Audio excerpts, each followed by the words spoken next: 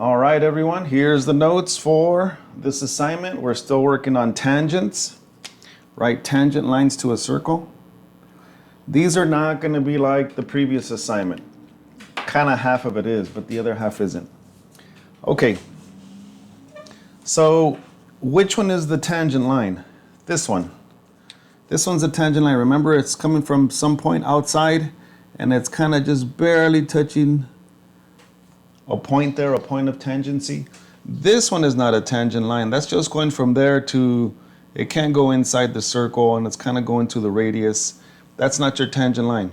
It would have to be going out here, touching outside. So you only have one tangent line.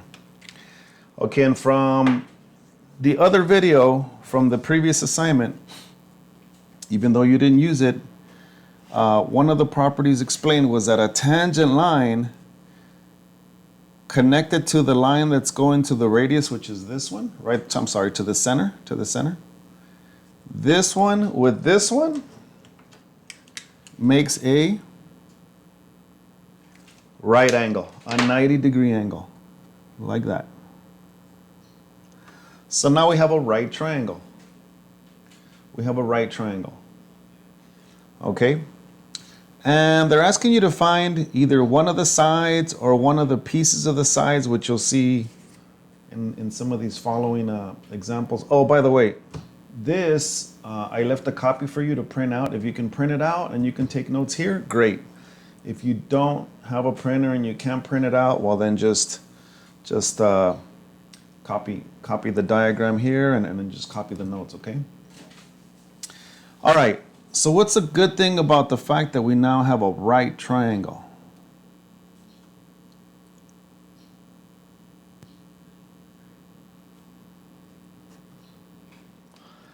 Well, if I have two side lengths, this is going to be the main thing. If you have two side lengths for a right triangle, there's a formula that is very popular, probably the most popular formula in math, how you will find the third side.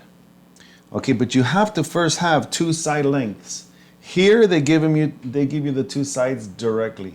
On the other example problems, they're not going to give you the sides directly. So make sure you watch the whole video. I will break it up into two videos. I'll do the first two problems in the first video, and then I'll do the second two problems in the second video. Well, obviously this one's easy. So if I just draw this triangle out here, right, it's a right triangle now. And this side length over here, this hypotenuse side is 18.5. And this bottom side measure here is 14.8. Does anybody know how to find this? Let me call this X. This is my unknown side, X. What can we use on right triangles when you know two sides to find the third missing side? Well, it's called again, one of the most famous formulas, and even by name, it's called the Pythagorean Theorem.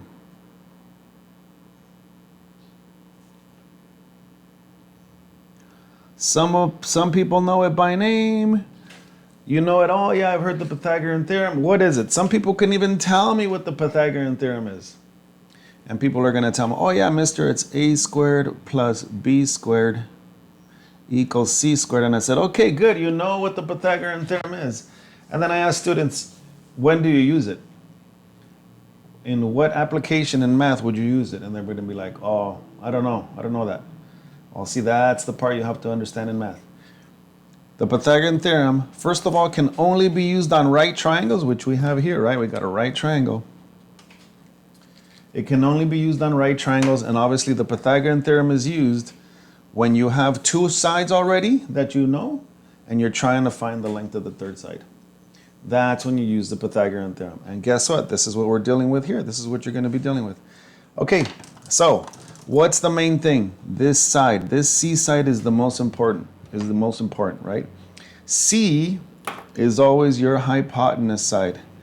This one is your C. If you put that one in the wrong place, you'll never get the right answer. I don't care about these right here. These two, I don't care which one's A and B, but this one has to be C. I'm going to label it C. I'll label this one, whatever, A, and this one's B. This one has to be C, always your hypotenuse side. Okay, that's where students mess up if and when they do a mistake. All right, so what am I gonna put for A squared? Well, that's X squared plus, what's B? 14.8 squared equals, and obviously we're gonna need a calculator here, right? Equals C squared. Actually, I should have wrote this one first because this is the most important one. 18.5 squared. All right, I'm gonna need a calculator here. 14.8 square it, I get 219.04. So I got X squared plus 219.04 equals, and 18.5 squared. That's 18.5 times another 18.5, right? Because we know what that means. That's 342.25. Right? And then how do we solve this? X squared plus 219.04 equals 342.25. Well, if I want to get the X squared alone, remember we want to get that alone, we got to subtract 219.04 from to both sides.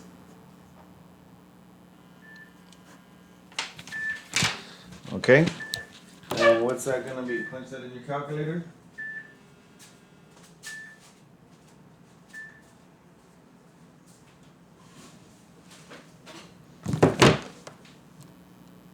Minus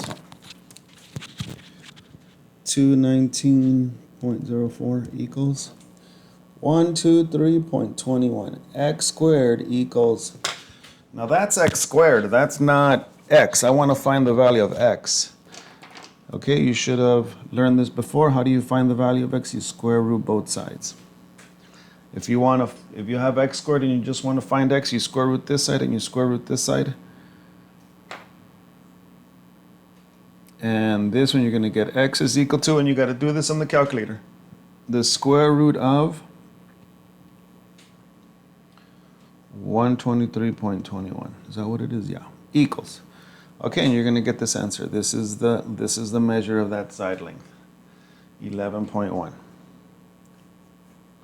Okay, that's the answer for that one. They're asking you how much is that side? 11.1. Okay, the other ones are not going to be this easy. There's going to be a little bit of curveballs they're going to throw at you. Okay, let me do number 2, and you'll see a curveball right here. Now, number 2, remember, for these, we got tangents, right? It says, assume that the lines which appear to be tangent are tangent. They're tangent, okay? So this line is my tangent line right here, right? The one that's outside and barely touching the edge of the circle, not this one that's going through. Here's my tangent line. And it's tangent to this one here, right? Which actually is continuous. It goes all the way over here, right? But this is a radius, right? We know that from the center to the edge of a circle is a radius. So that forms a right angle, which now gives me this right triangle. Good, I want a right triangle. Right, so essentially we have a circle, but yeah, you're eventually just gonna work with the right triangle. Okay. Now what's the problem here? I have this length right here. I know all of this length from here to here is 7.8. There's no question about that. But remember, you have to know two side lengths. Here they gave me two side lengths directly. It was like a no-brainer. You didn't have to worry about it. Here, I don't have this side length. As a matter of fact, that's the one you're trying to find. And here they only give you 5.2. Okay, so I don't have a complete, not directly, I don't have a complete side length. But what's true about this radius 5.2? If it's here 5.2 this way, well, guess what? If this is the radius 5.2 this way, then it's also 5.2 this way, see? So now I can determine what's the length of this side. What's going to be the length of this side right here? If that's 5.2 and another 5.2, right? They only gave you half of it. No, but that wasn't the whole thing. If that's 5.2, the other one's 5.2, that means this side is 10.4. So let me draw the triangle out here because it's kind of getting very, very sloppy here. Remember, you're just going to focus on the right triangle. So I'm going to, It does not look good. Okay. And again, you just got to have those two sides. What are the two sides here? Well, again, I already had this 7.8. And I just, again, directly over here, they gave you the two side lengths. Here, not directly. You only had 5.2. That was only kind of half of it. You have to know that this one's 5.2, so you should have figured out this is 10.4, right? 5.2 plus another 5.2. Now we can figure out, see, this is the one they're trying to find out. They're trying to find out this missing side. Okay, and what are you going to use? Well, again, if it's a right triangle and you have two sides and you're trying to find the third missing side, you're going to use the Pythagorean theorem. A squared plus b squared equals c squared. And again, always watch out where you're putting these. C is your most important one. I always label the C. There's my C, my hypotenuse side. Well, that's the one that I'm going to leave empty. That's the one you don't know. So I don't care which one's A and B here. I'll just put 10.4 squared plus 7.8 squared. Okay? All right. Let's do this on the calculator quick. 10.4 squared. 10.4 times another 10.4. That gives me 108.16. That's this one. Plus 7.8 squared, 60.84 equals c squared. Okay, here, well, I just had this. 60.84 plus the 108.16 is equal to 169 exactly. Wow. 169 is equal to c squared. Oh, I already know the answer. Guess what? Now to solve for c, I have to square root both sides, and 169 is a perfect square root number, you guys. Let me check it. Take the square root of 169. I'm going to tell you the answer is 13. Let's see, equals. Yeah, 13. I know that one. Interesting. We got a perfect exact number. Wow, that's not going to happen all the time. Okay, so that's the answer for this side C, 13. Okay, I'll stop this video here. There's two more examples, okay? On the next video, the second video, there's two more examples. Again, they're going to have something tricky, so make sure you watch those as well. Okay, watch the second video.